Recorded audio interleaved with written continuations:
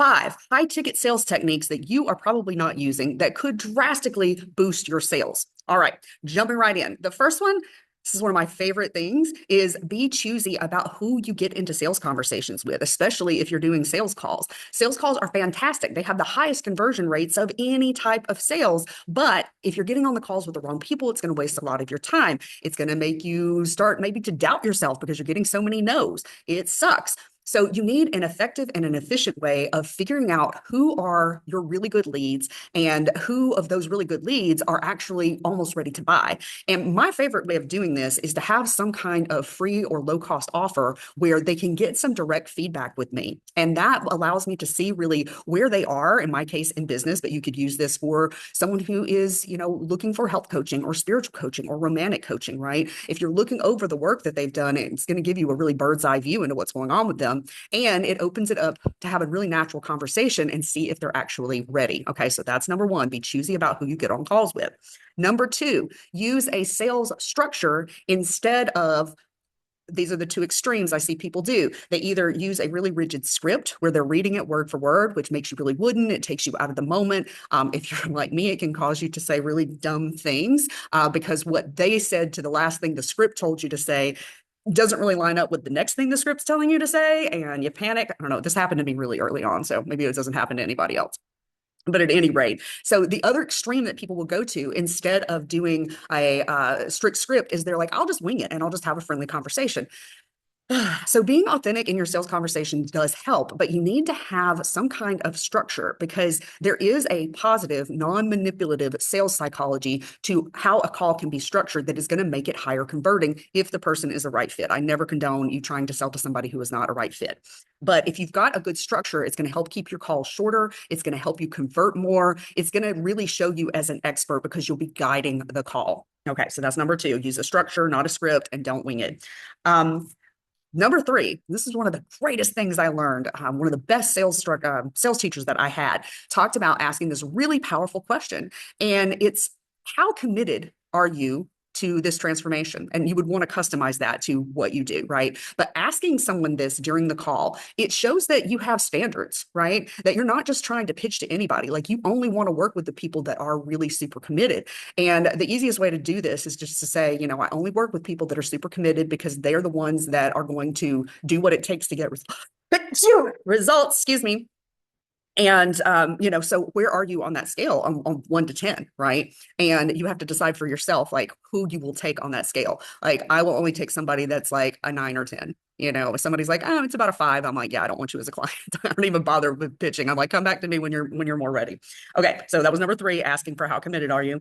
Number 4, invite your leads to ask questions. Okay. So a lot of sales guru experts will tell you to run the call and to keep it at your pace and really make it so there's no room for the lead to ask questions or even try to keep them dancing so much and distracted so that they can't even ask a question.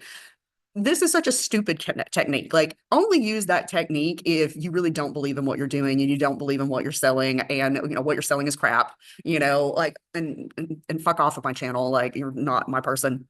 But you want people to ask questions. And as a matter of fact, like leads that ask questions make better clients. They're the ones that are actually thinking things through. They're not just like, here, I'm going to give you my money and I expect you to create a miracle. Like people that ask questions are going to be the clients that, they're going to ask questions in the coaching relationship or the consulting or you as a service provider, whatever it is that you do, you're going to have better communication with them. They're going to be better prepared. They're going to have more realistic expectations.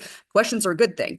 And it shows so much confidence for you as the seller to say, hey, I was just wondering, like, what questions do you have? Instead of trying to run and manipulate your way around them, not asking any questions, being really transparent and really open about that really shows your confidence. It really shows you as a leader and it shows that you don't have anything to hide, which is huge these days.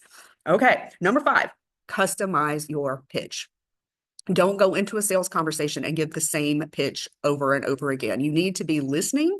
You need to be in your sales structure. You need to be asking customized questions that are customized to the specific offer that you think is best suited for this person. Like, what are they talking about? What offer are they interested in? And you need to be asking really specific questions so that you can figure out, are they the right fit? Are they at the right starting place? Do they have the right foundation where they're highly likely to get good results with your program?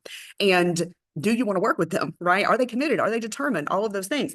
And when you're asking these questions, you're really listening to the answers so that you know really what are their goals, what are their specific pain points, right? Not so that you can like nail them with the pain points, but you need to understand like what problems is this causing, like, and you need to then think about what are the benefits of my program? What features are going to appeal to them most, right? So you're going to customize it to each person, but it's all the same program. You're just going to emphasize the things that are going to be most interesting to them, that are going to be most helpful to them, help them to see the value so that they are much more likely to say yes, and you get the sale and they get their transformation, right? Okay, so that is my 5 tips. I'm Heather Wild. I'm a lead gen and sales expert for mission-driven entrepreneurs, and these are just a small part of what I teach.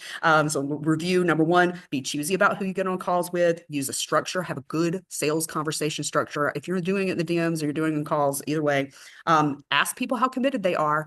Ask them what questions they have and customize your pitch. Don't just go in, my program or my offer is $5,000 and it's 6 weeks, or, I'm going to build you a website. Like, customize it. Listen to them and customize it, and you will make a lot more sales. I've got a I've got a free resource down in the comments, or Jesus, I've got a resources down in the freaking description. And so go check it out. I'm changing up my freebie, but it's going to be something really, really good because I love delivering value to you guys. Let me know what else you want to know about high ticket sales, high ticket lead gen, target market, offer creation, all of that stuff. I love you, all of you coaches, healers, consultants, and service providers that are out here doing it for the right reasons. And I will see you in my next video.